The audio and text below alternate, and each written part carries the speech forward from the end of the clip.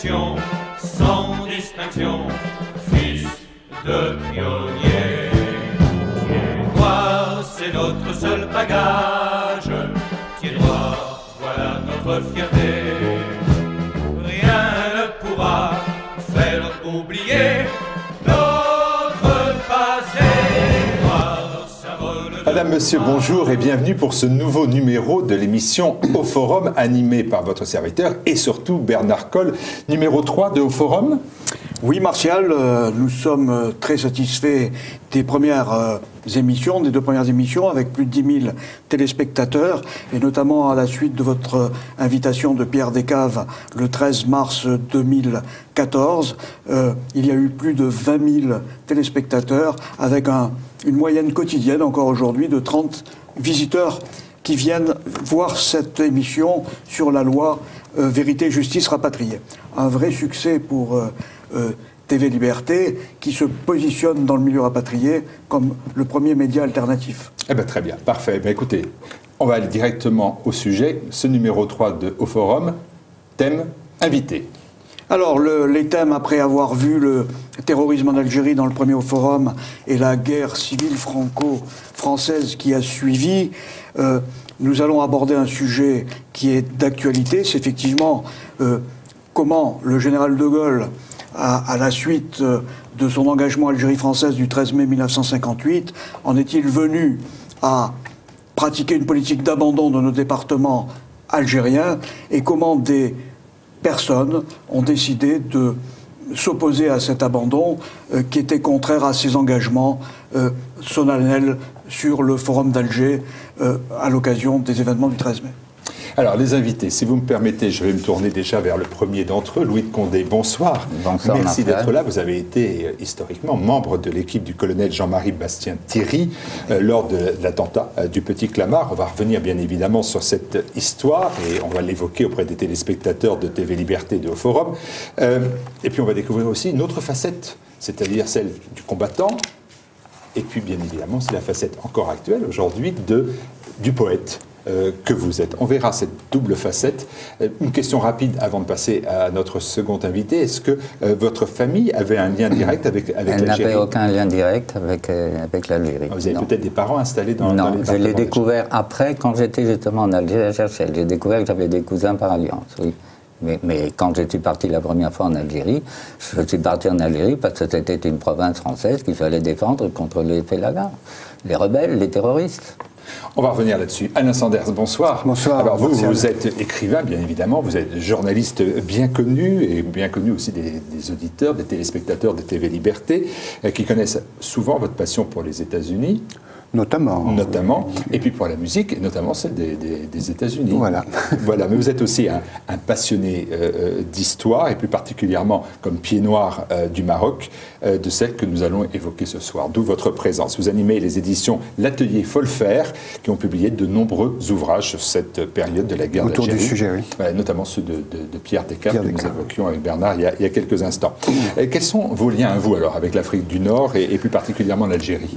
Avec l'Afrique du Nord, mes grands-parents étaient installés au Maroc à partir des années 1925. Donc nous sommes d'une famille relativement bien implantée au Maroc, puisque le Maroc n'était qu'un protectorat.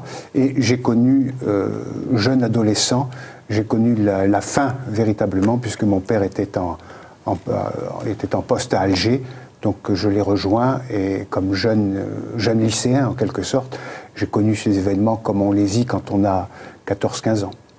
Parfait. Écoutez, on va évoquer tout cela avec vous dans quelques instants, mais si vous me permettez, pour les téléspectateurs, je pense que c'est important, je souhaiterais, Bernard, que vous fassiez un rappel rapide, mais nécessaire, du contexte de ce mois de mars 1962 qu'on va évoquer, qui est un mois que je crois douloureux pour les Français d'Algérie.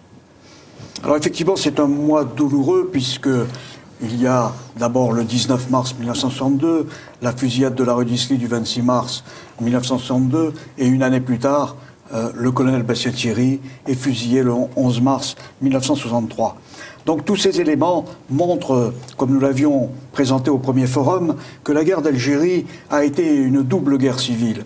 D'abord une guerre civile entre arabo-arabe, disons, entre 1954 et 1960, où le FLN se heurte à une population majoritairement pro-française avec les harkis, 200 000 harkis, quelques dizaines de milliers de félagas. Et à partir de janvier 1960, le discours du général de Gaulle du 16 septembre 1959 a provoqué les barricades d'Alger et la première révolte des Français d'Algérie.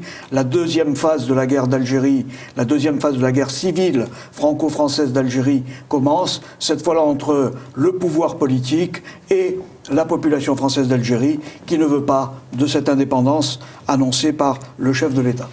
C'est quand même une succession d'événements qui sont quand même très impressionnants parce que vous avez évoqué certains d'entre eux. On pourrait bien évidemment peut-être rappeler les massacres d'Oran du 5 juillet, la mort du lieutenant de Gueldre le 6 juillet, puis le 11 mars 63, donc celle du colonel Jean-Marie Bastien-Thierry. Succession quand même d'événements particulièrement impressionnants. Tout à fait, on est surpris quand on regarde d'une façon rétrospective toute cette histoire de la rapidité avec laquelle la nouvelle politique algérienne a été menée. C'est en fait une politique du fait accompli. Et les Français d'Algérie, les pieds noirs, les Français musulmans favorables à l'Algérie française, sont surpris par cette politique très rapide, notamment avec aussi tous les discours du général de Gaulle, à la radio, à la télévision, le fait qu'ils viennent même en Algérie provoquer un peu certains événements comme en décembre 1960, et puis aussi avec toute une série d'actions parallèles menées par l'État français, avec les services spéciaux, les polices parallèles, et qui vont conduire en finale à un crime d'État et à un crime contre l'humanité. Est-ce que vous pouvez nous rappeler toujours rapidement, mais ça paraît essentiel, comment s'est effectué ce basculement finalement de la politique algérienne de Gaulle, qui était de l'Algérie française à l'Algérie algérienne? Ce basculement a été très rapide puisque le 16 septembre 1959, De Gaulle annonce lors d'une conférence de presse ce changement radical de sa politique algérienne. Ça provoque immédiatement une réaction des députés Algérie française. Il ne faut pas oublier qu'à l'époque, à l'Assemblée nationale, il y a 70 députés Algérie française, dont 46 Français musulmans, présidés d'ailleurs par le Bachaga Boualam, qui est vice-président de l'Assemblée nationale. Le 24 janvier à Alger, ce sera la première fusillade entre forces de l'ordre et les insurgés. Il y aura une dizaine de morts du côté des forces de l'ordre, des gendarmes, et 8 civils français tués. C'est le moment charnière où une partie de l'armée, comme par exemple le colonel Argou, Sapin-Linière, Garde, le colonel Garde, vont commencer à basculer dans le camp de l'opposition. C'est des barricades. Dans les barricades, on pense tout de suite à Jean-Pax Meffray et à son chanson. Est-ce que je propose aussi de regarder une vidéo? L'autodétermination des Algériens quant à leur destin soit la seule issue possible. Il propose 3 solutions, dont la sécession. Manifestement, De Gaulle était pour une Algérie algérienne. Bien avant son arrivée au pouvoir, il ne veut pas d'une Algérie française. En outre, le 22 janvier 1960, le général Massu, très apprécié des Algérois, est rappelé à Paris par De Gaulle pour l'avoir critiqué dans une interview donnée dans un journal allemand. C'est l'étincelle qui met le feu aux poudres. Le 24 janvier, Alger s'enflamme. Un camp retranché s'installe au centre d'Alger, au nom d'Algérie française, avec l'espoir de faire basculer l'armée dans le camp des Français d'Algérie. Pierre Lagaillarde, député d'Alger, prend la tête du mouvement insurrectionnel aux côtés de Joe Ortiz. Véritable coup d'État, c'est la semaine des barricades. Les Français s'insurgent contre la politique d'abandon de De Gaulle. De Gaulle demande alors aux gendarmes mobiles d'intervenir avec la plus grande fermeté.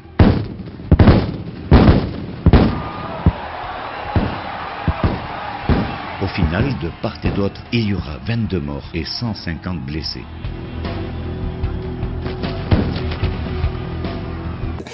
Durant cette période, quelle est l'attitude du FLN? Alors le revirement de la politique algérienne du général de Gaulle ne surprend pas que les pieds noirs, il surprend aussi le FLN. Comment croire un chef d'État qui trahit ses propres nationaux? D'autant plus que militairement, la guerre d'Algérie est gagnée contre le FLN. L'armée française et les harkis ont écrasé quasiment tous les groupes FLN. Il n'en reste que quelques-uns traqués dans les montagnes. Ce déséquilibre va poussé le général de Gaulle à mettre en place un plan d'action, une série d'actions, de façon à redonner au FLN une certaine aura. On sait que pendant la Deuxième Guerre mondiale, le général de Gaulle a été essentiellement un général de communication, on l'appelait le général micro. Il va multiplier les déclarations, tromper les partisans de l'Algérie française, rassurer l'opinion publique comme quoi on n'abandonnera pas les Français d'Afrique du Nord. Et parallèlement, secrètement, toute une série de négociations sont engagées avec les leaders du FLN, notamment par Georges Pompidou. Pourtant, c'est des négociations qui ont été particulièrement difficiles, je pense. Le problème, quand on veut négocier, c'est d'avoir un interlocuteur. Alors, il y a la fameuse affaire Sissala en juin 1960. Les interlocuteurs ne conviennent pas au général de Gaulle, il les fera liquider, tout simplement. Et en finale, il va se rabattre sur Ben Bella, qui est prisonnier en France, et il demande à Hervé Bourges de former M. Ben Bella pour devenir le premier président de la République algérienne. Or, il se trouve que, en réalité, Ben Bella n'a pas tout à fait le profil pour être président de la République algérienne, et ce sera Hervé Bourges qui tirera toutes les ficelles du premier gouvernement algérien. Ce plan d'abandon a été préparé par Alain Perfit en octobre 1961, et il a été appliqué à la lettre avec le soutien de la gauche française, et notamment du Parti communiste français, sur lequel de Gaulle va s'appuyer pour contrecarrer les partisans de l'Algérie française. Parallèlement à cela, comment s'organisent les partisans de l'Algérie française, qui sont quand même nombreux, que ce soit en Algérie, bien sûr, et puis en métropole, en France? Il y a 70 députés qui représentent l'Algérie française, dont beaucoup de Français musulmans. Le Bachaga Boualem est vice-président de l'Assemblée nationale. Mais il y a aussi de grands résistants, comme Jacques Soustel, Georges Bidault. Georges Bidault, quand même, successeur de Jean Moulin à la tête du CNR en 1943. Tous ces hommes-là, députés, sénateurs, vont se regrouper au sein du comité de Vincennes et engager une action d'opposition légale. Mais le pouvoir politique en place va pratiquer toutes les techniques classiques pour marginaliser ces groupes qui interviennent légalement à l'Assemblée nationale et dans les médias, avec la censure, les interdictions d'aller en Algérie et les interdictions aussi, l'expulsion de Français d'Algérie, comme Jean Brune, par exemple, les journalistes, et aussi l'action des polices parallèles qui vont commencer, arrestations arbitraires, tout le processus classique quand on veut réduire à rien un opposant. C'est à partir de cela que naît l'idée peut-être de la tentation même de refaire le 13 mai 58 qui avait permis à De Gaulle de revenir de manière un peu inespérée d'ailleurs au pouvoir. Les opposants de l'Algérie française qui sont déjà marginalisés repensent à faire le 13 mai 1958 puisqu'en fait ce sont les mêmes généraux, c'est Salan qui avait fait revenir le général de Gaulle au pouvoir le 13 mai 58 sur le Forum, qui repense à faire une opération similaire qui va être le putsch des généraux d'avril 1961. Mais voilà, de Gaulle n'est pas le président Coty et sa réaction va être très violente puisque cette fois-là, les partisans de l'Algérie française vont être obligés de passer dans la clandestinité pour continuer le combat. Avant de retrouver nos invités, un petit extrait vidéo.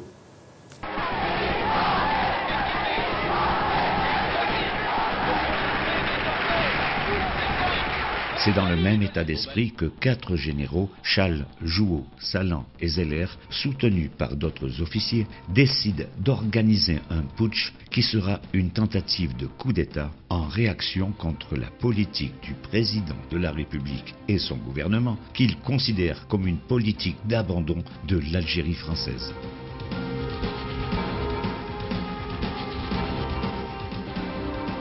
Le 22 avril, dans un élan désespéré, ces généraux se dressent contre de Gaulle et prennent le contrôle d'Alger.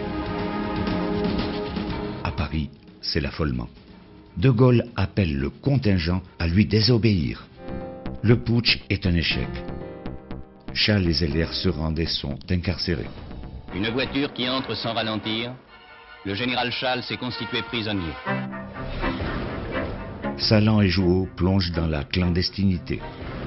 De Gaulle prend les pleins pouvoirs en vertu de l'article 16 de la nouvelle Constitution. 3 lettres se dressent sur les murs d'Alger.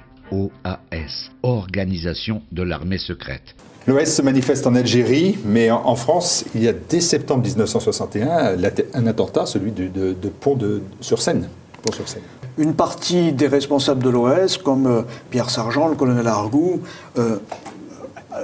dans leur analyse de la situation, pensent que c'est en France qu'effectivement que peut se déterminer la suite des opérations. Et en fait, ils décident de neutraliser De Gaulle, pour employer un terme à l'époque, et c'est là que Bastien Thierry commence à agir avec l'attentat de Pont-sur-Seine, dont il est un des responsables, et Pierre Descaves, d'ailleurs, était un des responsables OS Métro, avec Pierre Sergent, qui a aidé à préparer cet attentat. C'est d'ailleurs un moment qui a été raconté par Pierre Descaves dans un de ses ouvrages. Oui, Pierre Descaves l'a raconté dans un livre essentiel et qui a été très bien accueilli, et qui s'appelle « Une autre histoire de l'OAS, topologie d'une désinformation ». On connaît le combat de l'OAS en Algérie, les clandestins et les autres, mais en France, il y a encore des choses qui n'étaient pas sues ou pas dites, et Pierre Descaves, effectivement, le raconte très bien dans ce livre. 19 mars 1962, là, le gouvernement français annonce des accords qui vont être signés avec notamment, non, avec le seul FLN.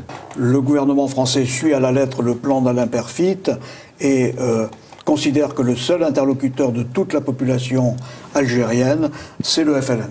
Donc on se retrouve cette fois-là avec deux blocs. D'un côté l'État français et le FLN, et de l'autre côté les partisans de l'Algérie française. Donc c'est évidemment un déséquilibre fort important qui est signalé tout de suite par le professeur Maurice Allais, qui va écrire toute une série d'articles dans le journal Combat de Philippe Tesson à l'époque, dans lequel il va légitimer l'action de l'OAS en expliquant, au nom des articles 2 et 7 des droits de l'homme, le droit des citoyens de se révolter en cas d'oppression. Alors, cas d'oppression, la résistance, ça va nous amener directement à l'attentat du Petit Clamart, parce qu'il y a de très nombreux projets qui vont naître jusqu'à cette date du 22 août 1962. C'est un projet d'attentat visant De Gaulle à Petit Clamart. Il est peut-être intéressant de signaler aussi que Michel Debré, en 1957, dans le Courrier de la colère, avait fait un appel à tous les pieds noirs, à tous les Français d'Algérie, en disant « Vous avez parfaitement le droit de vous révolter si on veut abandonner vos départements. » C'est donc dans cet état d'esprit que vous vous retrouvez en août 62, c'est dans cet état d'esprit que vous êtes. Résistance à l'oppression. Absolument.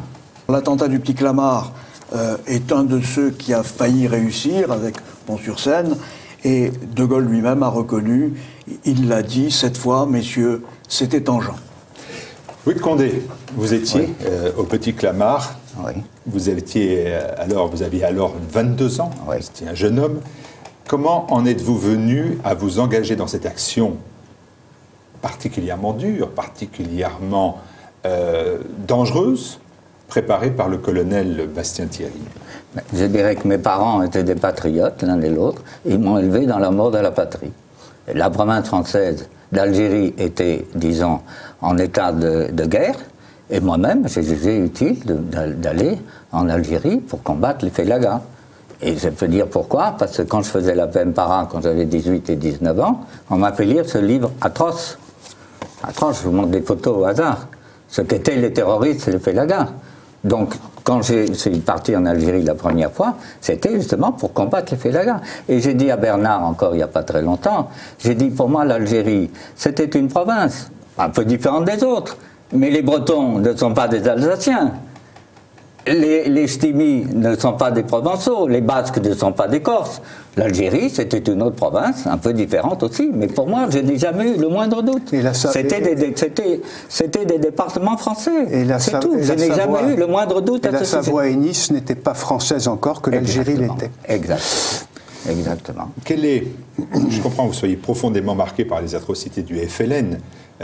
Vous avez été démobilisé quelques jours avant, et à Alger, vous êtes devenu civil au moment du putsch. Voilà. Et après l'échec du putsch, vous restez à Alger, vous entrez dans l'OAS. C'est une démarche qui n'était pas une démarche de tous. Une démarche exceptionnelle. Dans les 3 lettres OAS, moi j'ai vu le mot armée. Or, moi, j'étais parti une première fois en Algérie comme étudiant stagiaire dans une section administrative spécialisée pendant 3 mois, une section administrative spécialisée de Loire-Sedis, qui était une zone totalement pacifiée, où j'ai vécu pendant 3 mois comme les Moraznis, et j'ai trouvé que c'est absolument magnifique. Ensuite, à mon retour, je me suis engagé volontaire par devancement d'appel dans la brigade des parachutistes coloniaux. Ensuite, on a jugé que j'étais digne de faire un officier. J'étais élève officier de réserve à Cherchel. Et à la sortie de Cherchel, j'ai choisi la Légion. Et j'étais sous-lieutenant de Légion. Alors, lors du putsch, je venais effectivement d'être immobilisé depuis le 15 avril.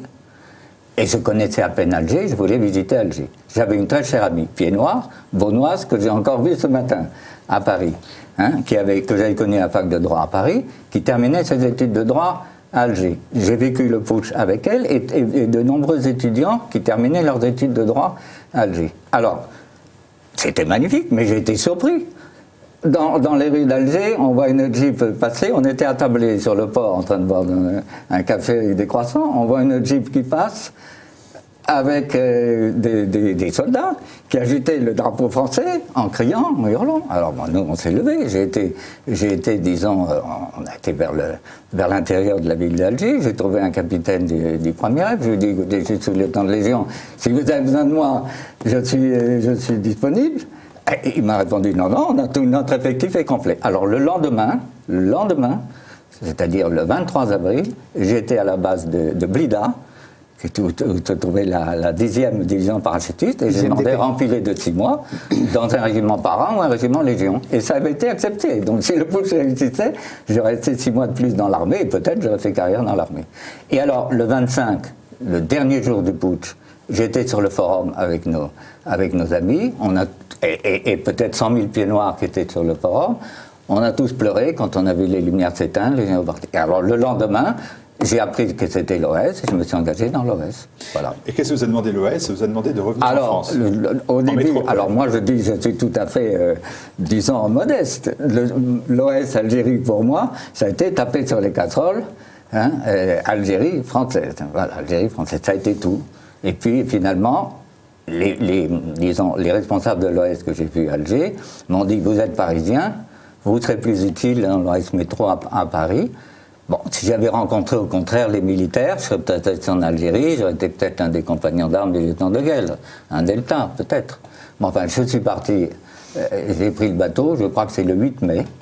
Le 8 mai, j'avais la photo, là. Sur le quai d'Alger, et puis j'arrive à Paris, je cherche les contacts avec l'OS.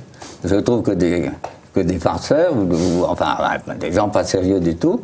Et puis, alors je pars en vacances, je traverse la France en vélo pour aller de Paris jusqu'en Bretagne. Et puis au retour, disons, à Reims-Danube, rue Paul Valéry, je rencontre celui qui avait été mon chef à la PM Para, Jean de Brême. Et je lui dis, moi je cherche l'OS. Il me dit, ne t'inquiète pas, c'est fait, je suis dans un réseau. Et ensemble, nous avons créé un réseau dit d'agite-propre. Louis de Candé, si vous permettez, puisque le nom de Jean de Brême, voilà, que j'aime beaucoup, oui, pour différentes raisons, parce que sa sœur, Marie-France de Brême, est très chère, on rappellera que lui va être abattu, voilà, dans une rue de Paris le 19 avril 63. 19 avril 1963. Ça a été, il va être tué par la police gaulliste dans une rue de Paris. Quand je l'ai appris, j'étais en Suisse, je vois en Paris Presse, disons, le nom de Jean de Brême, ça a été le jour le plus terrible de ma vie, la mort de Jean de Brême. Est-ce que c'est Jean de Brême qui vous met en contact avec le colonel? Non, c'est l'inverse. C'est moi qui fais rentrer Jean de Brême dans notre équipe. Si j'ai pu rentrer dans l'équipe, c'est parce que du fait que j'étais encore clerc, je n'étais pas encore clandestin, je terminais mes études d'histoire, ma licence d'histoire à la Sorbonne. J'étais de nouveau un étudiant, ce qui était assez curieux. Et puis, je disposais de 2 chambres de bonne, une dans laquelle je logeais, et l'autre, je l'ai mise à la disposition de l'OS, et de nombreux clandestins y sont rentrés. Jusqu'au jour où l'un de ces clandestins, c'était Herman Belvisi. En ouvrant l'armoire, il y avait toutes les tenues que j'avais portées, le béret bleu des parachutistes pré-militaires, le béret rouge des coloniaux, le béret rouge des coloniaux, le vert et le béret vert de la Légion. Alors je me suis dit, celui-là, au fond... Alors peu à peu, il s'est ouvert, et il m'a dit qu'il était sur une grosse affaire. Bon, je lui ai dit, Je lui ai dit, qu'est-ce que c'est? Ben, on est là pour tuer De Gaulle. Ah, ben, j'ai dit, ben, alors là, c'est parfait, parce que c'est ça qu'il faut. C'est ça qu'il faut. Mais quand on a un dictateur, c'est le dictateur qu'il faut éliminer. Louis de Condé, est-ce Ça, que c'est vous sûr. comprenez que ça puisse être choquant de dire il faut tuer le chef de l'État? Ah oui, c'est ce qu'il faut. C'est-à-dire Oui, comment oui. on mais en moi, arrive à cela? mais je me suis comparé, et moi, je n'ai pas été le seul, avec ceux qui ont voulu tuer Hitler. Depuis l'année 1942, il y avait un complot contre Hitler. On ne sait que de 1942. Et alors là, vous faites équipe avec qui au sein de... donc Belvisi, une fois qu'il Armand Belvisi. Armand Belvisi, une fois qu'il m'a fait cette confidence, je lui ai dit, bah, moi, premièrement, je suis célibataire. Deuxièmement, je sais tirer à toutes les armes. Je suis volontaire. J'étais volontaire comme j'ai été volontaire en Algérie. Alors, il me présente à Max. Max, c'est Alain Bougrenais de la Tocquenay. C'est Alain de la Tocquenay.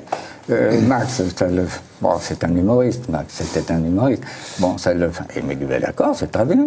Et puis Max me présente à Didier. Et Didier, j'ai appris lors de l'arrestation de Didier que c'était le colonel Bastien-Thierry. Voilà, je suis rentré dans l'équipe. Alors, j'ai fait équipe avec, dans vous une étiez des deux voitures. 12 dans cette équipe, une Oui, équipe de 12 non. au moment de l'attentat, vous êtes une équipe de 12? Non, à ce moment-là, nous n'étions que 5 dans l'estafette et 3 dans l'ADS. Et les 3 dans l'ADS, moi j'ai fait équipe depuis le mois de mars jusqu'au 8 août. J'ai fait équipe avec Alain de la Tocquenay qui conduisait la voiture, avec Georges Vatin à côté de lui, moi derrière Georges Vatin, et nos 3 armes à mes côtés sur la banquette arrière. Fusil mitrailleur. Voilà, j'ai fait équipe avec eux. Et est-ce que vous avez été amené, avant l'attentat du Petit Clamart, à peut-être intervenir avant? On était en embuscade, si je peux dire, toutes les fins de semaine. Et donc toutes les fins de semaine. Le 8 août nous avions des responsables à l'Élysée, mais ça on s'en doutait, mais on l'a su après. Et puis nous avions, disons, des guetteurs. Quand vous dites des responsables, vous voulez dire des indicateurs, quoi. Oui, c'est ça. Des partisans, peut-être aussi. Ouais. Qui téléphonaient, c'est dans des codes convenus, avec Didier, qui lui recueillait les renseignements. En fait, avec le recul du temps, on est impressionné par les réseaux logistiques qu'il fallait. Ah là là, on avait des réseaux. Plusieurs centaines de personnes, en fait. Oh là là, on a dit jusqu'à 500. C'était extrêmement difficile de le dire. Parce qu'il faut héberger les clandestins. Voilà, exactement. Alors moi, je suis passé clandestin quand Belvisi s'est fait arrêter. Je suis rentré en semi-clandestinité. Et puis, quand les flics sont venus à la maison et qu'ils ont interrogé mes parents, et puis qu'ils ont vu qu'il y avait une clé que possédait Belvisi qui ouvrait la porte de la chambre de bonne où il s'était trouvé, parce qu'en plus, il y avait des concierges à l'époque dans Paris, et les concierges avaient vu Belvisi passer par l'escalier de Sergi plusieurs reprises. Comme il a eu sa photo dans la presse, ils l'ont reconnu. Dans cette équipe, c'était une équipe assez diverse, puisqu'il y avait même 3 Hongrois, Lajos Marton, Laszlo Varga et puis Julia Sori. Julia Sori, oui. Il était là parce qu'ils étaient foncièrement anticommunistes. Et il se souvenait de ce qu'avait dit Lénine, hein. La prise de Paris, ça passera par Alger. Est-ce qu'il y avait eu d'autres tentatives avant celle du 22 août 1962 ? Il y a eu, en fait, à plusieurs reprises, on était sur le point on le ratait de peu, puisque ça se passait les samedis et dimanches quand lui partait à Colombey et qu'il revenait. Alors après la présentation sur scène, au lieu de partir en voiture, il allait en voiture jusqu'à Villacoublay où il prenait l'avion. Donc il y a eu... Je crois qu'Alain de la Tocquenay a raconté d'ailleurs dans son ouvrage « Comment je n'ai pas tué De Gaulle ». Voilà. Et alors, mon père, qui l'aimait beaucoup, lui disait toujours, l'appelait le maladroit. Tu lui disais, j'aurais aimé que tu écrives un livre qui se fût appelé « Comment j'ai tué De Gaulle ». Est-ce que, et ça c'est une question qu'Alain Sanders se pose et que je vais vous poser aussi, c'est que on se dit que avec l'organisation qui était la vôtre, avec les profils qui étaient les vôtres, est-ce que De Gaulle avait la baraka?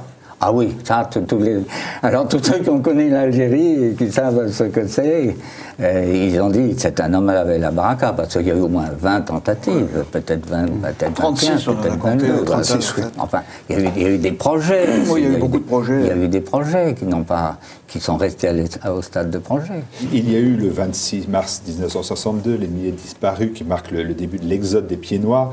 Puis à l'indépendance, suivi des massacres de centaines d'Européens à Oran, en juillet 62, quel était l'intérêt encore, après l'indépendance de l'Algérie, à Neutralisé. Effectivement. Éliminé, assassiné. Cette remarque nous a été faite assez souvent. Est-ce que ça Mais moi, je me souviens d'une journée très très importante dans ma vie, un entretien qui s'est tenu entre 3 personnes, Didier, Alex, c'est-à-dire Jean de Brême et moi. De Brême. Et c'était le jour où on fusillait le lieutenant de Gueldre. Et Didier a dit, il faut y arriver rapidement, sinon tous nos amis vont y passer.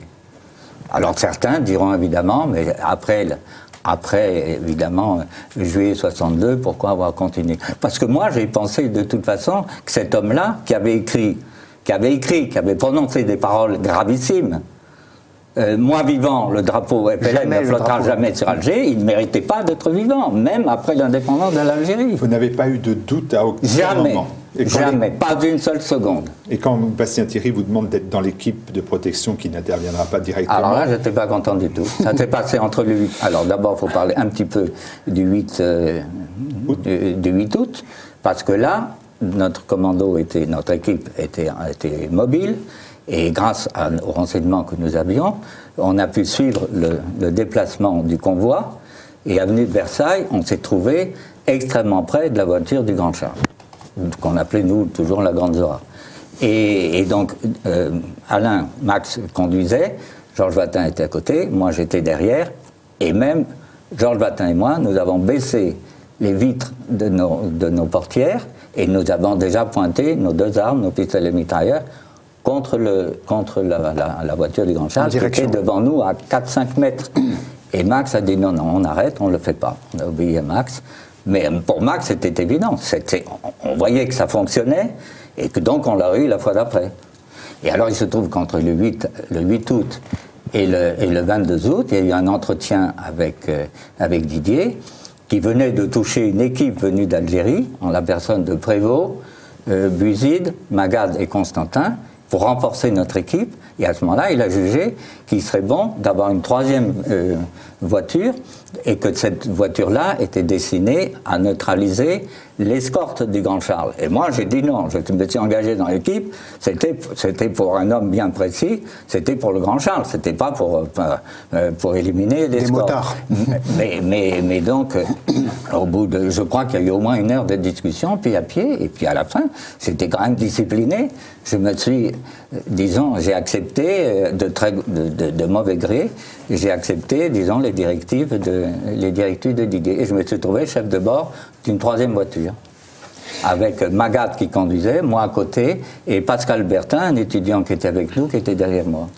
Alain Sanders, juste une question. Quel est l'état d'esprit des Français à ce moment-là? Et aussi, puisque vous êtes journaliste, vous êtes sûrement intéressé au fait que, malgré les menaces sur le chef de l'État, on a le sentiment quand même que sa protection est pour le moins légère. Pas tant que ça, parce qu'il a été protégé. Sans ça, il serait mort. Mais ce qui est très intéressant, de maintenant, on peut le dire, c'est les complicités dont a bénéficié l'OAS pour avoir quasiment au mètre près, sinon à la minute près, les déplacements. On savait que ce jour-là, il irait à Villacoublay ou pas. On savait qu'il serait en voiture ou pas. On savait qu'il prendrait un hélicoptère ou pas. Donc il y a eu ces complicités très importantes. Mais c'était des complicités de gens qui ne pouvaient pas apparaître, et beaucoup sont aujourd'hui vivants encore et ne sont pas apparus. On ne va pas donner des noms, mais beaucoup de gens en connaissent. Alors effectivement, il y avait un réseau d'informateurs qui était extrêmement important au sein même de l'Élysée. Et dans l'ouvrage de Jean-Pax Meffray sur Bastien Thierry, il y a un certain nombre de révélations qui sont faites, notamment du commissaire principal Cantlobe, qui était un des organisateurs, un des informateurs les plus importants de ce réseau-là. Et il faut savoir les aussi documents ont été publiés à ce moment-là. Et il faut savoir aussi que Lajos Marton a recueilli, lui, le témoignage de Cantlobe. Oui, que nous avons aussi eu l'occasion de rencontrer, qui a témoigné pour... C'est pas un secret de dire que l'attentat échoue. Oui. Et après l'échec de l'attentat, que se passe-t-il pour vous, pour les autres et pour vous? Pour moi, notre voiture, malheureusement, elle n'est pas intervenue, parce que Didier a donné le signal trop tard, et que donc nous n'avons même pas vu passer le convoi. Et donc si l'estafette, eux, a pu intervenir, c'est pour un événement très, très anecdotique, c'est que le chauffeur du véhicule, c'était Ladi Varga, il est descendu pour faire un petit besoin. Alors comme il était à l'extérieur de l'estafette, lui a vu arriver le convoi. Il a donné le signal, et donc Sarri, qui était le meilleur, vraiment le meilleur tireur, là, il a pu, lui, tirer au fusil mitrailleur, mais au lieu de tirer dans l'axe de l'avenue, il a tiré seulement sur le côté. Donc c'était... La réaction de l'État, du chef de l'État, doit être bien évidemment à la hauteur de... surtout le chauffeur a été très habile. Le chauffeur du véhicule du Grand Charles a été très habile. C'était le même chauffeur qui déjà avait échappé à l'attentat de Pont-sur-Seine. C'était le même chauffeur. Et donc, après cet échec, que se passe-t-il pour vous? Alors, nous étions 3 dans notre véhicule, il n'y avait qu'une chose à faire, c'était rentrer à Paris. On est rentré à Paris, on a laissé notre véhicule, en prenant nos armes quand même, on a laissé notre véhicule dans une rue, disons, dans la partie sud du 15e arrondissement, et puis chacun est allé vers sa propre planque. Moi, j'avais une planque à ce moment-là, à Paris et porte de Saint-Cloud, d'un ami à moi, qui avait été mon condisciple en classe de philosophie. On regarde un document vidéo.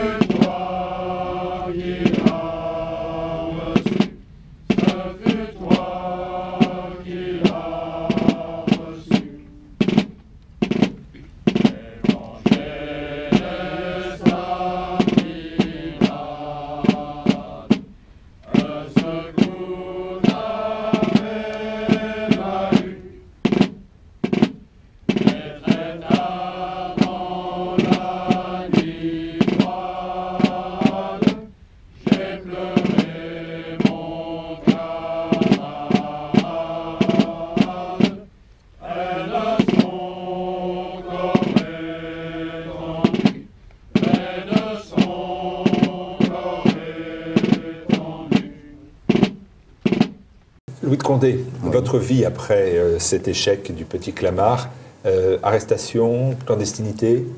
Il y a eu plusieurs années de clandestinité, oui. 3 ans, me dit-on? Un peu moins de 3 ans quand même, oui. Alors il faudrait que je retrouve un jour le vrai faux passeport belge que j'avais, où il y a 15 ou 18 ou 20 visas dessus. Et puis il faudrait que je me souvienne aussi des dates, hein, mais je ne tenais pas un journal, je ne pensais pas qu'un jour je serais interrogé ici à TV Liberté.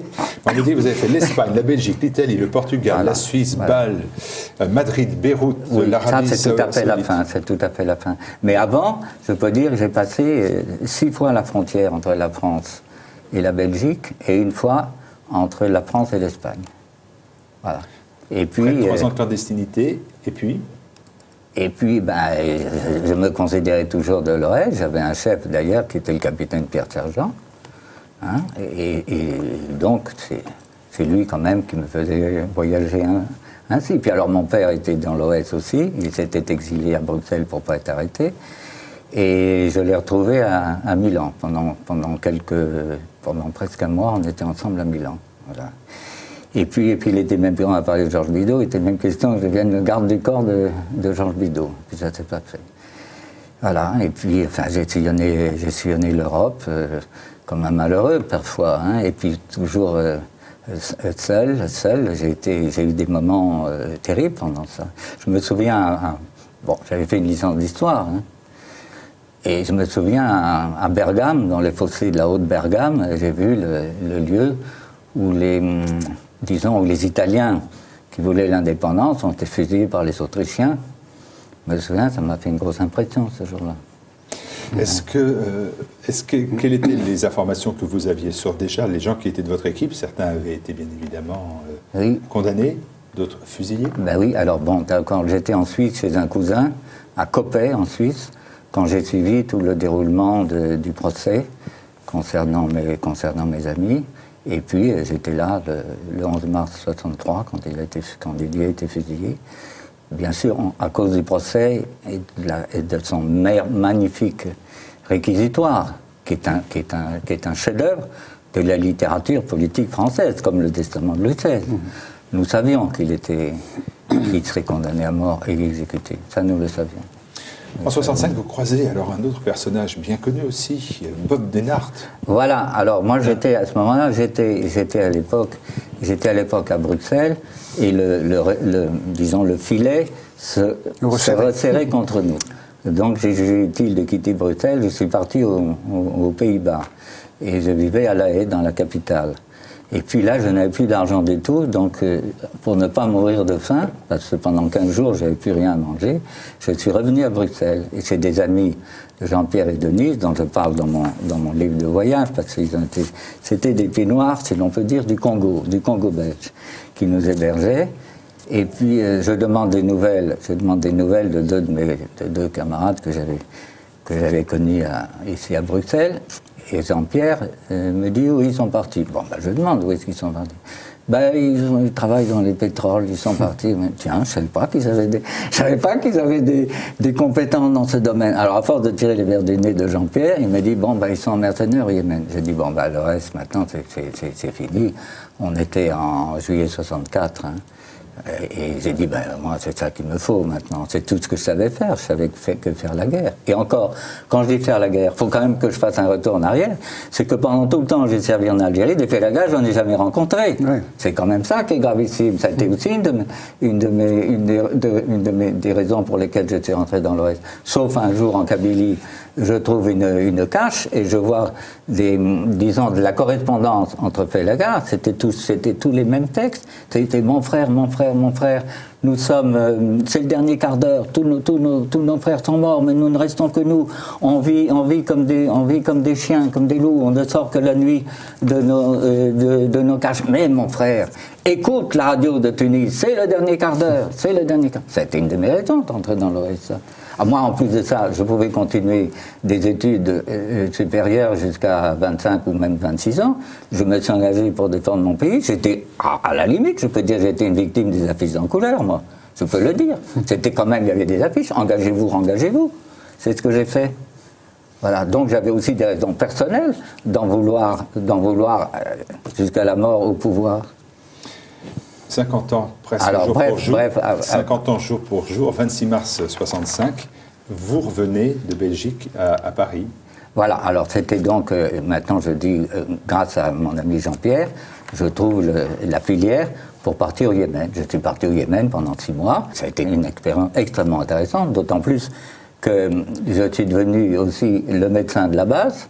Il faut dire qu'avec un cachet d'aspirine rose, ces gens qui n'avaient jamais connu des médicaments, ça les soignait. Et j'ai été très heureux, très fier de sauver plusieurs vies humaines au Yémen. Hein. Et j'ai des très très beaux souvenirs. J'ai quelques belles photos aussi de ça. Et puis Bob Denard reformait une équipe pour le Congo et demandait à chacun d'entre nous, est-ce que vous voulez prolonger de 6 mois pour le Yémen ou aller avec moi au Congo. Moi, je dis maintenant que je connais le désert, je serais très heureux de connaître la forêt équatoriale. Louis Condé, pourquoi, avant de partir au Congo, prendre la décision de revenir à Ah non, c'est après. Paris, c'est après. Après. C'est à mon retour. Non, j'ai jamais été au Congo, donc, mais pourtant, arrivé à Bruxelles, j'ai été à l'ambassade du Congo et faire tamponner mon fameux faux vrai passeport belge, et puis j'aurais dû partir au Congo. Pourquoi un retour à Paris? Parce que Paris, c'est ma ville. C'est ma ville, je crois que Quelle erreur, non? Je crois que, mais bien sûr que c'était une erreur. Non, attends, une minute, j'avais déjà fait 6 fois déjà, j'avais passé la frontière, et sans anicroche. Et cette fois-là, ben, je croyais que le reste était un peu fini, j'ai pas pris les précautions nécessaires, et puis au lieu de tomber sur la douane ordinaire, je suis tombé sur la douane volante, qui eux sont un peu plus sérieux que les autres. Et donc là, vous êtes arrêté, jugé. Jugé, voilà, arrêté. Et en juillet 65, vous êtes condamné à 15 ans. Voilà, j'avais été condamné par défaut, qui n'est pas exactement la contumace, même si ça revient au même, à perpétuité. Oui, quand mes camarades ont été jugés, moi j'étais pas là, j'ai été jugé donc par défaut à perpétuité. Et puis, quand j'étais arrêté de nouveau, quand j'étais arrêté en juillet, nouveau procès, et là j'étais condamné à 15 ans, ce qui somme toute, c'était pas... c'était pas beaucoup. Au fond. Et là, vous allez connaître la cellule dans laquelle... Alors voilà, alors j'ai connu d'abord quelques jours, bon, j'ai fait la grève de la faim parce que je voulais m'évader, et en me faisant passer pour écrotant, et puis j'étais donc à l'Hôtel Dieu, dans la salle Cusco de l'Hôtel Dieu, à côté de Notre-Dame. Et puis de là, quelques jours à la santé, et puis enfin, Fresnes. Et là, j'étais dans la cellule 23. Et cette cellule-là, elle est hélas bien connue. Je l'ai appelée la cellule des condamnés à mort, parce que c'est là où le lieutenant de Geld a passé ses derniers jours et ses dernières nuits. Et après ça, le colonel Bastien-Thierry également, ses derniers jours et ses dernières nuits. Voilà. Et il y avait un parloir à côté où il avait écouté la messe juste avant d'aller au poteau d'exécution. Votre état d'esprit, 15 ans de détention, donc vous considérez que vous allez ressortir en 1980. Être prisonnier, c'est toujours une épreuve terrible. Mais si c'est un prisonnier de guerre, après une guerre entre deux nations, c'est quand même, à mon sens, plus acceptable qu'à la suite d'une guerre civile, ce qui fut mon cas. C'était une guerre de Français contre Français. Et donc, j'ai vu, je comprenais le désastre, cette tragédie inouïe dans l'histoire de la France, où disons 1 million et plus de Français d'Algérie ont dû quitter leur province natale pour, disons, pour l'exil. C'était la valise ou le cercueil. Et pire encore, les supplétifs, tous ceux qu'on a appelés les harkis, mais je dis aussi les Morasnis, les tirailleurs, les gardes champêtres, tous ceux qui avaient servi sous l'uniforme la France ont été abandonnés, ont été trahis de façon la pire qui soit. D'ailleurs, dans toute l'histoire de France, on n'a jamais vu ça. Une armée qui abandonne au bourreau, qui était en plus était vaincue, une armée qui abandonne au bourreau leurs auxiliaires. Alain Sanders, comment vous voyez comme journaliste et écrivain cette période avec le recul bien sûr nécessaire? C'est un temps qui paraît inimaginable aujourd'hui. Oui, ça paraît inimaginable et c'est difficile de l'expliquer, de le faire passer même. Je crois que des émissions comme ça et les livres sont importants parce qu'il y a une partie des plus jeunes, on a parfois l'impression de leur raconter la guerre du Péloponnèse. Et cette transmission, ce que nous raconte Louis de Condé, c'est quand même extraordinaire. Il avait l'âge que peuvent avoir ces jeunes gens aujourd'hui, et lui, c'est, pour reprendre le mot de Sergent, c'est sa peau qu'il met au bout de ses idées, et ses idées, c'est l'amour de la France. Et comment faire comprendre à des jeunes d'aujourd'hui, il y en a des formidables, mais qui sont dans un autre contexte de paix, entre guillemets, parce que c'est pas sûr que ça durera longtemps, il va peut-être falloir qu'ils apprennent aussi à vivre avec la peur. Mais leur faire comprendre que ces jeunes gens-là, parce que Louis de Condé est là, je suis là, moi, avec ma barbe comme lui, mais c'était des gamins. Jean de Brême était un gamin. Louis de Condé était un gamin. La plupart de ces jeunes engagés, ces jeunes soldats, étaient des très jeunes gens. Et c'est cette idée qu'il faut pouvoir expliquer et dire que la guerre d'Algérie, ça n'est pas la guerre du Péloponnèse, c'est pas un vieux truc d'anciens combattants, c'est un sujet d'aujourd'hui. Tout le temps, mais vous ramenez toujours votre histoire d'Algérie. Eh bien, moi je dis exactement le contraire. Je dis que la guerre d'Algérie n'est pas terminée et que ce qu'on vit en France aujourd'hui est un reliquat, est une suite normale de la guerre d'Algérie. De Gaulle prétendait, il disait les bougnoules de Gaulle, quand il parlait des Français musulmans et des pieds noirs, il les mettait dans le même sac. Eh bien, je ne les veux pas. Je ne veux pas que Colombey, les deux églises deviennent Colombey les deux mosquées. Et pourtant, il y a plus de 2200 mosquées en France aujourd'hui. Et voilà. Alors plus de 2200 mosquées. Et moi, j'ai écrit il n'y a pas longtemps, les djihadistes sont les héritiers directs des Félagas. Absolument. Parce que les Félagas ont gagné contre une armée qui pourtant les avait gagnés. Donc les vaincus, les vrais vaincus, sont devenus des vainqueurs. Alors donc, tous les djihadistes du monde entier peuvent dire, si les Félagas ont gagné, nous on gagnera aussi. Alors pour terminer quand même sur cette période de votre emprisonnement, comment tient-on aussi longtemps? Vous avez connu le cachot, vous avez connu des situations au bout de 2 très ans. difficiles. Ouais. Est-ce que des personnalités comme Clara Lanzy, le SPES de Jean Lahargue, est-ce que des associations vous ont aidé? Pendant toute la première période où j'étais au secret à Fresnes, là, je ne savais rien de ça. Alors, justement, je voulais vous demander, parce que je crois que le chrétien que vous êtes, vous avez eu des tentations suicidaires parfois. C'est pas tout à fait ça, mais on comprend très bien ceux qui se suicident. On les comprend. On les comprend, ça c'est sûr. J'ai lu pas mal d'ouvrages concernant la prison. L'un des plus importants ouvrages que j'ai lu sur le sujet, là, un homme qui a décrit parfaitement la prison, c'était un pasteur suisse qui avait été en prison à Lyon en 42-43. Là, il décrit parfaitement ce que c'est que cette situation d'enfermement. Je dois faire ça, enfermement, comme dans une camisole. Dans une cellule. C'est ça l'enfermement. Alors moi, eh ben voilà, puisque je ne pouvais pas voyager véritablement, j'ai voyagé par l'esprit. Et c'est surtout, je pense, grâce à Jean de Brême, qui avait écrit ce magnifique poème, J'avais un camarade. La cavalcade. La cavalcade, voilà. Et ben j'ai dit, ben voilà, je vais essayer moi aussi d'en faire autant. Comment est perçue cette période de l'histoire, de notre histoire, aujourd'hui en dehors du milieu, j'allais dire Algérie française et rapatriée? Alors ce qu'il y a de surprenant aujourd'hui quand même, c'est qu'on puisse en parler aussi ouvertement. Dire que le général de Gaulle a commis un crime contre l'humanité, un crime d'État, c'est quelque chose qui était, je pense, difficile de dire dans les années qui ont suivi le drame algérien. Et surtout, ce qu'il y a de très spectaculaire, c'est que 50 ans après, il est important de constater que des intellectuels qui étaient pro-FLN, comme Jean Lacouture, Jean Daniel, ou des journalistes comme Georges-Marc Benamou, des jeunes journalistes comme Georges-Marc Benamou, ou même Alain Duhamel, reconnaissent la réalité de tout ce que nous venons de dire. Et même la Ligue des droits de l'homme, la LICRA et le MRAP demandent la reconnaissance de la responsabilité de l'État dans tous les drames que vous avez évoqués, et notamment le massacre des Harkis. Il aura fallu 52 ans pour que vous finissiez par avoir un peu raison.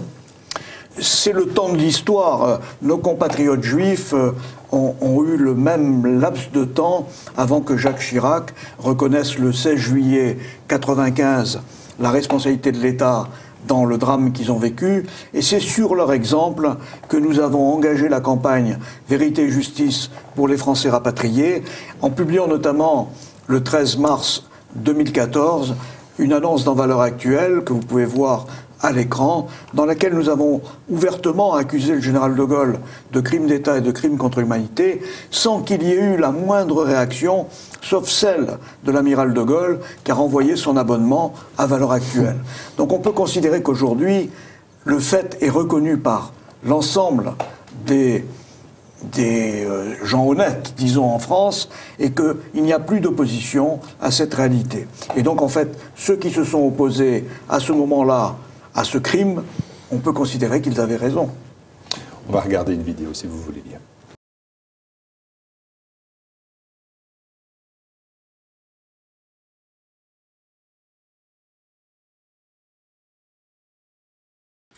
Si je suis élu président de la République, je veux reconnaître officiellement la responsabilité de la France dans l'abandon et le massacre de Harkis et d'autres milliers de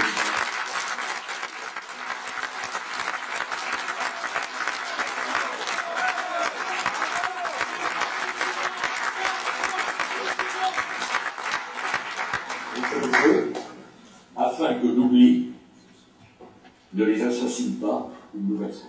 Quels ouvrages conseilleriez-vous sur cette période avec néophytes? Pour moi, le meilleur des ouvrages écrits sur la période, c'est celui du colonel Argout. C'est le drame, l'imposture, la tragédie. Oui, c'est son premier, c'est ça, exactement. Ah oui, ça c'est le meilleur. Mais naturellement, il y a les ouvrages du général Salan, les quatre tomes de la vie du général Salan, où il montre son engagement. Il faut se souvenir que le général Salan avait été l'officier général le plus décoré de France, commandant 2 fois en chef en Indochine et en Algérie. Et puis alors, il y a l'ouvrage du général Schall, naturellement, l'ouvrage du général Jouot, récemment, et puis tous les colonels ont écrit à leur tour. Récemment, le journal de prison du général Zeller, publié par ses fils, qui est passionnant. Il y a où je suis évoqué dans une note. Oui. Puis les ouvrages de Gardy, de Garde, tous ces Vous avez fait aussi un gros travail aux éditions Faut le faire quand même. Bien, on fait un gros travail de mémoire. Je le dis parce que vous ne le dites pas. Donc non, on le fait notamment sur l'Algérie et l'Indochine. Notre sujet, c'est l'Algérie ce soir. On a publié les mémoires, alors là, pour le coup, du fils du général Zeller, il était sous-lieutenant en Algérie au moment du putsch. Il est dans le bled et... si vous l'avez, on peut oui, on peut peut-être regarder. On peut montrer quelques ouvrages. Oui, on peut, voilà, je l'ai parce que c'est un livre qui a eu en plus le prix algérianiste et qui s'appelle Un long oued pas si tranquille. Voilà. Et en discutant avec lui un jour, je lui dis mais tu étais sous-lieutenant pendant le putsch, tu étais dans le bled, comment toi, le fils d'un putschiste qui a une section, plus d'une section, il avait une compagnie même sous ses ordres en tant que lieutenant.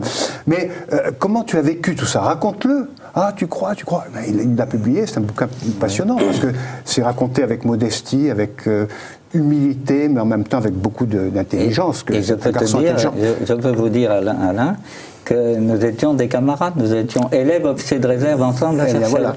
Oui, on le voit d'ailleurs à l'école de Cherchel dans le cahier photo. Alors, on peut trouver aux éditions, il faut le faire. Parmi les autres livres, j'en ai apporté quelques-uns. J'en ai apporté quelques-uns.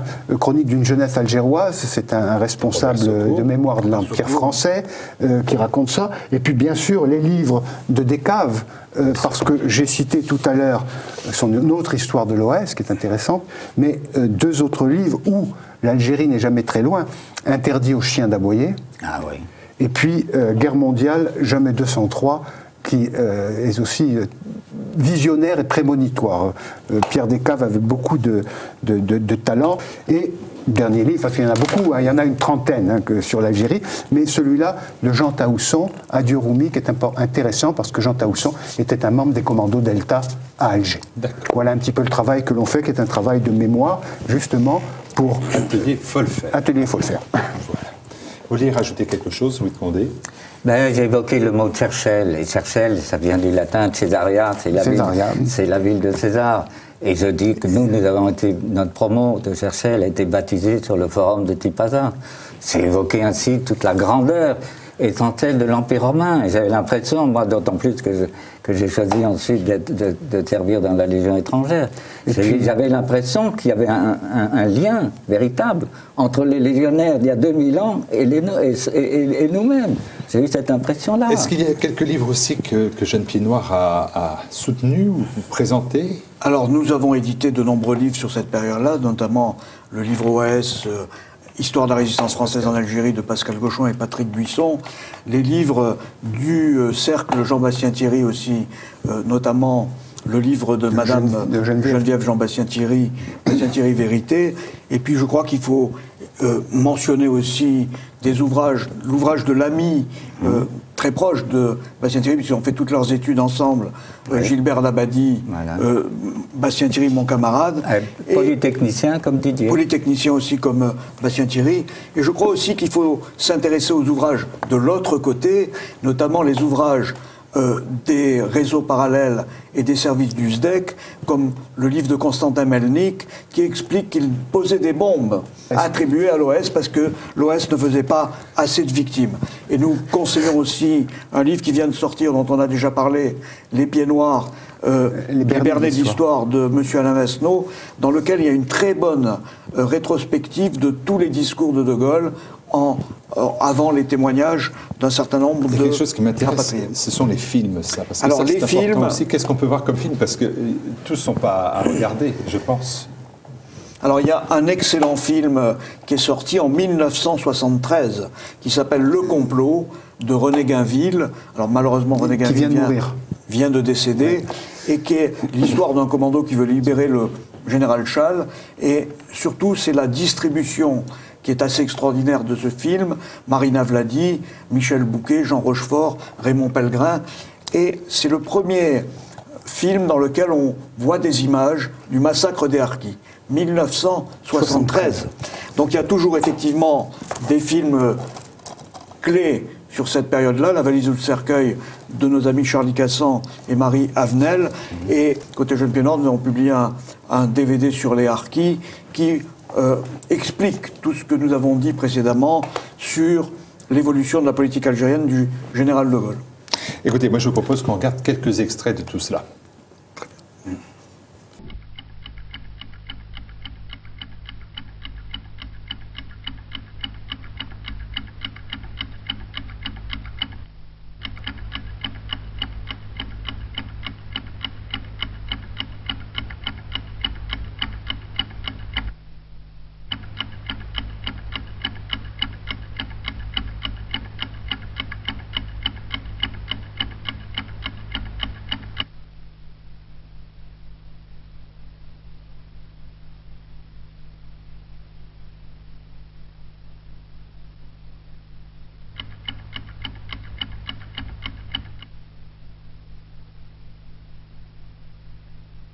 Louis de Condé, on va quitter l'histoire si vous le voulez bien, et on pourrait y rester beaucoup plus de temps pour évoquer, on l'a vu à travers ce que vous nous avez dit tout à l'heure, une passion qui a été la vôtre, une exigence aussi qui vous a permis de survivre, qui est la poésie, et comment vous êtes venu ce goût pour les poèmes et celui d'en écrire.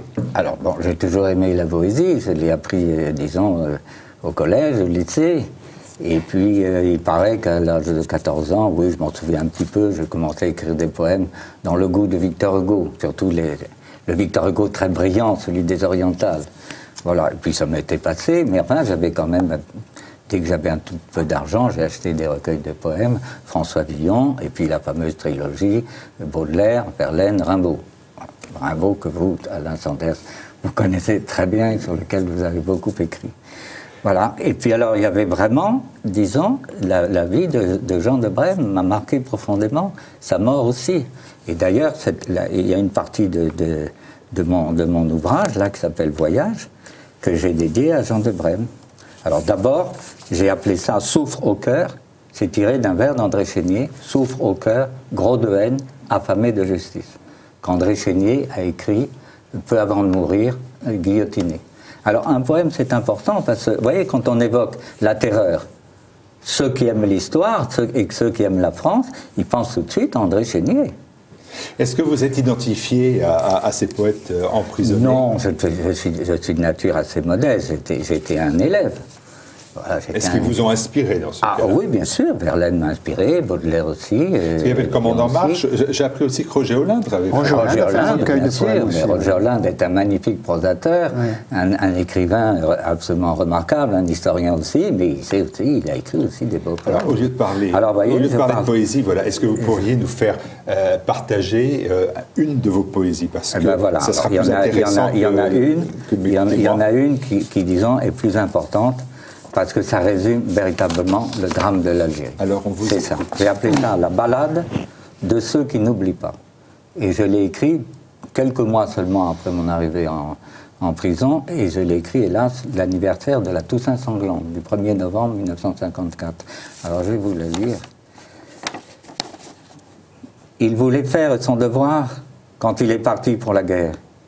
Mais en Algérie, un beau soir, il est tombé sur notre terre, parmi la ronce et la bruyère. Hélas, ne reviendra jamais. Le soldat mort pour rien à guerre, c'était pourtant un bon Français. Il est en proie au désespoir, lui qui fut toujours volontaire. Le harki si fier dans son devoir de sa médaille militaire, car ils ont égorgé son frère, et son beau pays désormais est ravagé par la misère. C'était pourtant un bon Français. Loin de l'air pur de son terroir, et de l'éclatante lumière, que l'exil est dur aux pieds noirs, loin de la tombe de son père, porté jadis au cimetière. Mais par le crime du mauvais, sa patrie est terre étrangère. C'était pourtant un bon Français. Prince de ce temps sanguinaire, grand de ce monde ou bien laquais, sans doute vous n'y pensez guère, c'était pourtant de bons Français. Je crois que ça résume le drame de l'Algérie, de ceux qui ont souffert. L'armée, bien sûr. Et puis la référence a fait autre Charles le Mauvais, voilà. Le second dans l'histoire. Ah oui, c'était pourtant de bons Français, Louis de Condé. Que regrettez-vous de tout cela? Ah ben moi je regrette, peut-être quelquefois je regrette d'être né dans ce siècle-ci et pas dans un autre siècle, puisque j'ai vécu, mon père a vécu la tragédie 39-45. Après, il y a eu la tragédie de l'Indochine qui m'a fait beaucoup souffrir. J'avais 15 ans quand Dien Bien Phu est tombé. J'ai pleuré comme tous mes camarades, comme tous mes condisciples de ma classe du lycée Janson de Sailly à Paris. Après, ça a été le drame de l'Algérie. Et maintenant, la France n'est pas dans un bel état non plus. Alors, ce que je peux regretter vraiment, un autre regret, c'est que l'attentat de Pont-sur-Seine n'est pas réussi. Parce que là, vraiment, le sort de l'Algérie et le sort de la France pouvaient changer. Vraiment. On parlait avec Alain Sanders à l'instant des éditions Folfer, et vous m'avez dit, ça m'a mis la puce à l'oreille, que l'Algérie n'était pas seulement les thèmes abordés par votre société d'édition.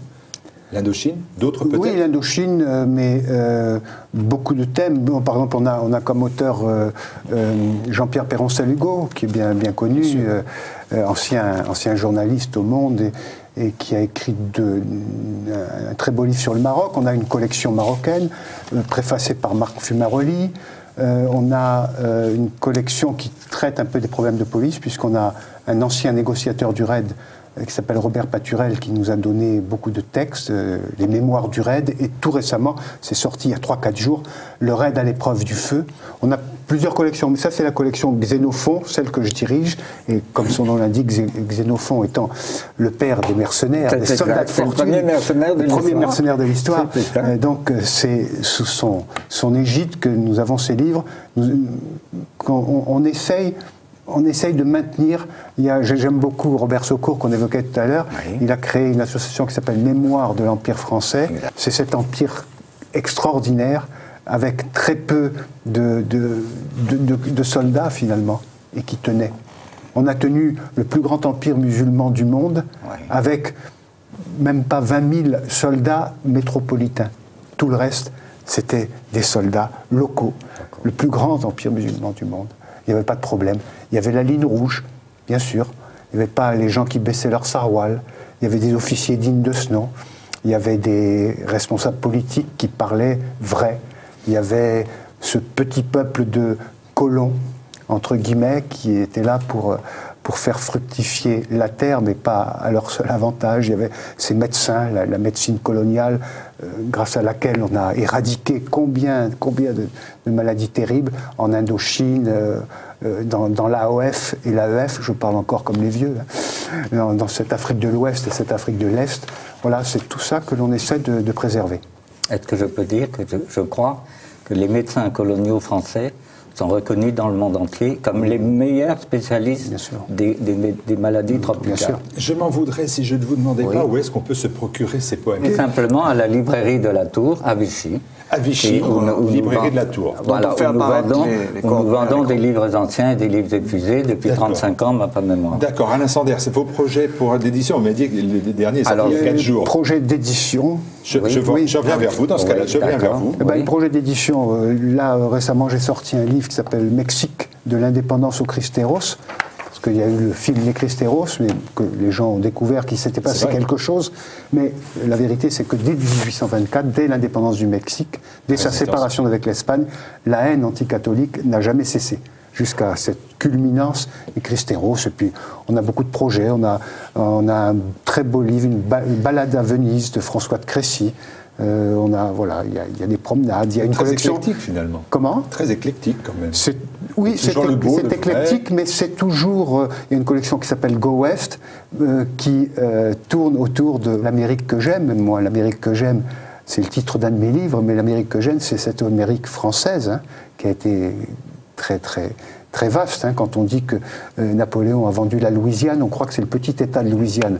En fait, la Louisiane, ça allait de Trois-Rivières, du Québec, jusqu'au golfe du Mexique. C'est-à-dire ça couvrait des territoires comme le Texas. Les deux tiers. À peu près. Les deux tiers. Voilà.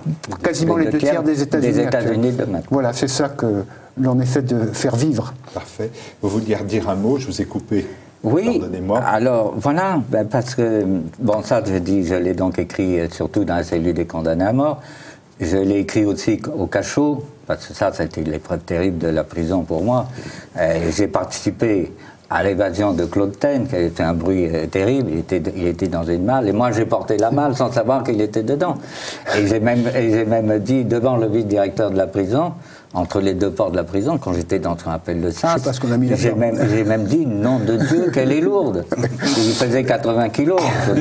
Et puis après, j'ai participé aussi, sans l'avoir voulu, à la révolte dans la prison, 4 jours après. J'ai été considéré comme un démeneur, ce qui était complètement faux. J'avais simplement été au secours, façon de parler, de Jean Bichon, notre doyen, qui était agressé par les matons. Alors, ils m'ont foutu par terre, ils m'ont foutu le chef maton de la citadelle, là, d'un côté, il m'a foutu le pied sur la gorge pour me faire taire, parce que je les injuriais le plus que je pouvais. Et puis j'étais envoyé au cachot. Alors là, ça faisait déjà 2 ans que j'étais en prison, et je portais toujours mes vêtements, moi. Et arrivé au cachot, on me fait d'abord la fouille intégrale, ce qui est particulièrement humiliant, et puis on voulait me coller les vêtements des droits communs. Donc j'ai refusé. Donc je suis resté dans ce cachot, vêtu simplement d'un slip. Et au mois de novembre, il faisait très froid, il faisait autour de 0 degré. Et puis j'étais décidé à m'opposer de la façon la plus violente contre l'administration pénitentiaire. Donc pendant 10 jours, j'ai refusé de manger, j'ai refusé de boire. Et quand il m'apportait la soupe, je la renvoyais au visage du maton à travers les barreaux. Et alors j'avais une lecture, c'était la Bible. J'ai lu la Bible en entier. Et puis j'ai écrit dans ma tête, j'ai écrit un poème où j'ai écrit « Poète ne suis pas né, je n'étais prédestiné. Si je vole vers la quête de l'ange abattant la bête, c'est la prison qui m'étreint, etc. » Voilà. Et bien, voilà, c'était ça. Et puis finalement, j'ai obtenu gain de cause contre l'administration pénitentiaire, parce que le médecin-chef de toutes les prisons de Fresnes, c'est un homme qui a rang général, est venu de l'hôpital central de Fresnes, et il a dit à la direction de la prison, écoutez, celui-là, il va vous claquer entre les mains, vous serez bien emmerdé. Alors faites quelque chose. Alors ils m'ont envoyé à l'infirmerie, et là, j'ai récupéré mon pyjama. Donc j'ai gagné contre l'administration pénitentiaire. Mais sinon, je pensais... Alors, Alain Sanders est un grand spécialiste de l'Irlande et de l'histoire tragique de l'Irlande. Et j'étais dans le même état d'esprit que ceux qui sont morts en prison. Le maire de Cork, par exemple. Voilà, j'étais dans le même état d'esprit. J'étais plein mauvais. En plus, je pensais à ma correspondante avec laquelle je commençais déjà à être engagé. J'ai dit, mais c'est de la folie, il vaut mieux que je disparaisse, parce que sinon, je fais son malheur. Vous avez voilà. Alors, pendant que j'étais à Fresnes, j'ai publié ça aussi, Vergalant. Ça, c'est grâce à un professeur qui avait été un camarade de lycée de mon père, et professeur à la Sorbonne, et mon propre professeur, qui d'ailleurs, il est devenu membre de l'Institut, qui m'avait offert les poètes du XVIe siècle dans l'édition de la Pléiade. Alors, sous un pseudonyme transparent. Alors, oui, mais mon pseudonyme, parce que mon père écrivait dans l'Action française sous ce nom de Louis de Villefollet. Voilà. C'est d'ailleurs un des noms de la famille aussi. Oui, c'est un pseudonyme littéraire, mais pas complètement faux.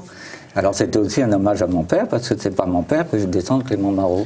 Alors ça, c'est dans le faux passeport. C'est dans le style marotique. Patronyme. Voilà. Et puis alors, depuis ma sortie de prison, j'écris depuis Nouveau Voyage, par l'auteur de Voyage.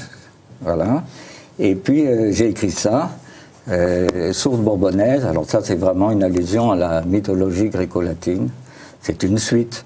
C'est une suite, avec la préface du professeur Bruno Gollnisch. Rapidement, le mois de mars est une actualité très chargée pour notre communauté. Eh bien, on a évoqué tous les drames de l'Algérie française du mois de mars.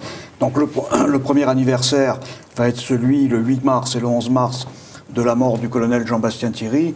Il y a de nombreuses cérémonies. Vous pouvez voir sur l'écran d'ailleurs s'afficher les indications, les informations relatives à ces cérémonies, à Bourg-la-Reine principalement, et dans toute la France, des messes et des commémorations faites par tous les amis rapatriés et tous ceux qui ont une pensée pour le sacrifice du colonel Bastien Thierry. Il y a toujours beaucoup de jeunes. Le cercle Bastien Thierry, il a une existence. Alors le cercle Bastien Thierry, effectivement, a une existence depuis 1984, date de sa création avec Madame Geneviève Bastien-Thierry. Nous étions quelques-uns autour d'elle.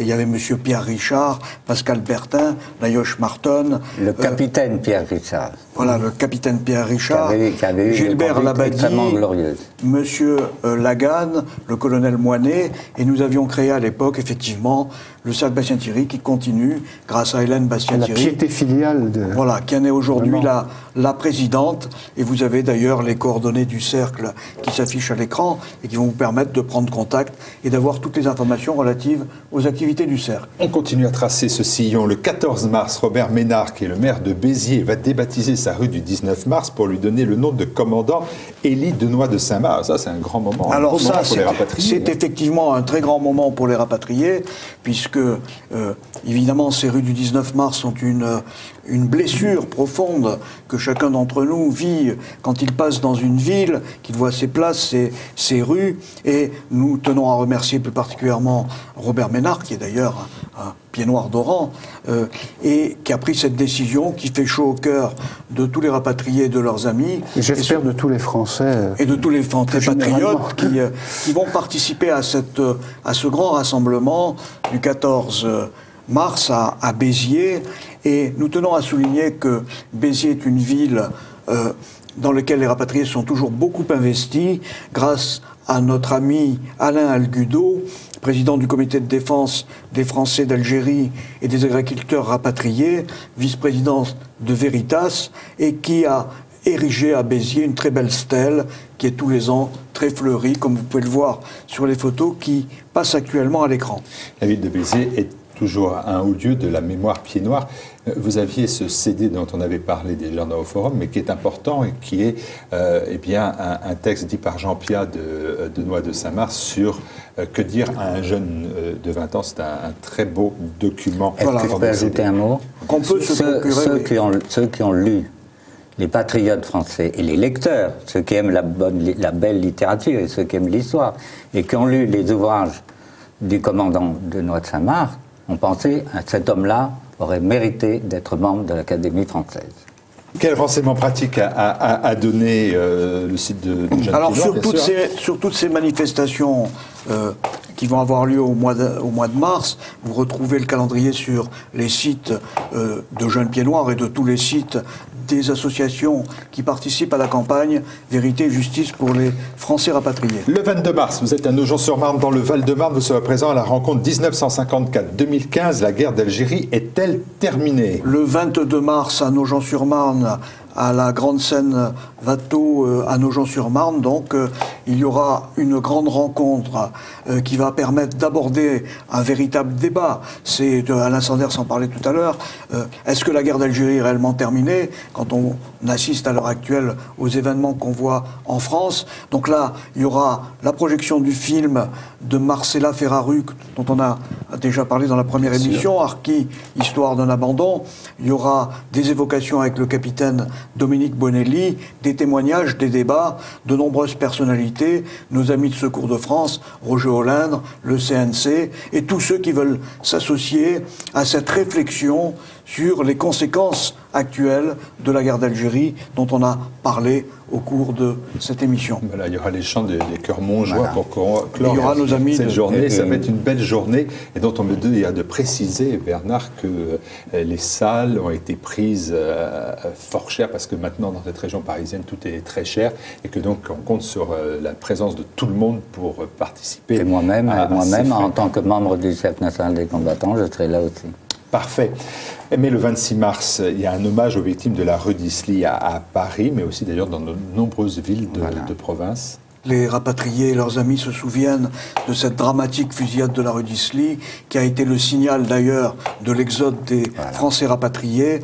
Et notamment à l'Arc de Triomphe, nos amis de l'association Souvenir du 26 mars, présidée par M. Claude Rochette, déposera des gerbes en mémoire de toutes ces victimes. Il y a des messes et des cérémonies dans toute la France que vous pouvez retrouver sur les sites de la communauté rapatriée. Alors, on n'en vient pas aux dates, mais au projet.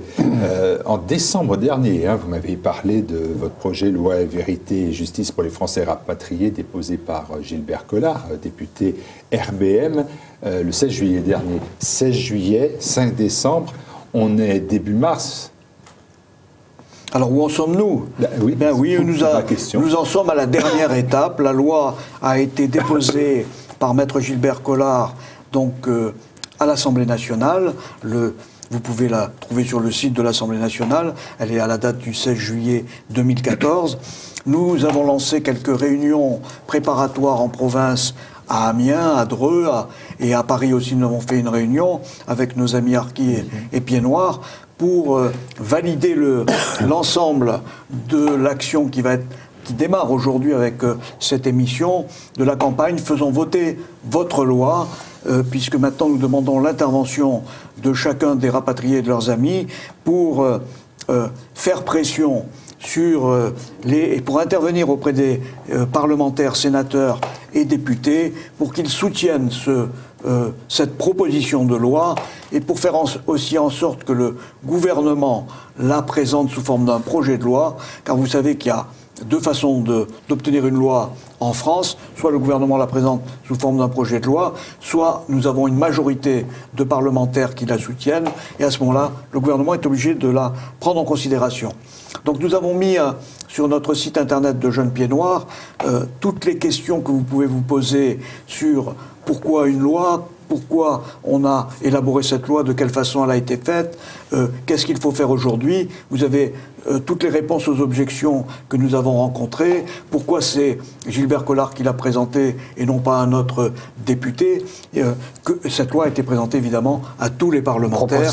Il se trouve que Gilbert Collard a été le premier à répondre positivement à cette loi. Ah ben, vous avez eu au moins quand même quelques réactions favorables de députés ou de sénateurs? Eh ben, c'est ce que vous pourrez découvrir sur le site internet de Jeunes Pieds Noirs. C'est assez... Vous allez les publier? Elles sont publiées déjà.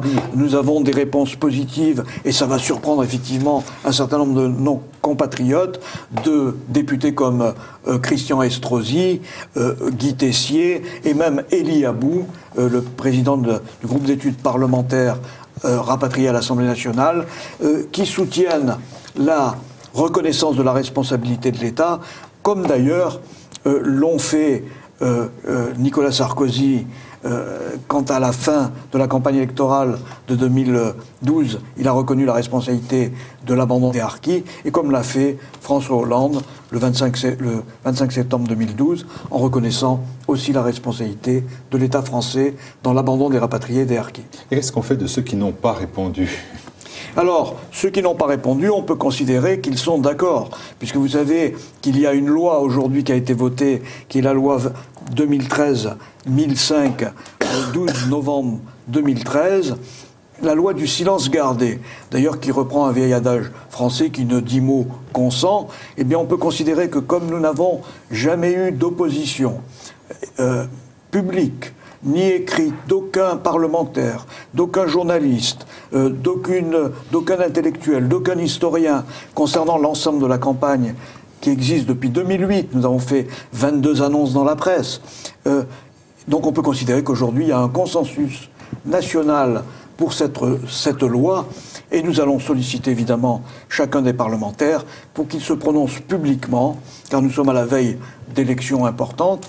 En 2015, il va y avoir les cantonales et les régionales, et il faut que les électeurs rapatriés leurs amis sachent quelle est la position de chacun de ces parlementaires qui fait appel à leur voix.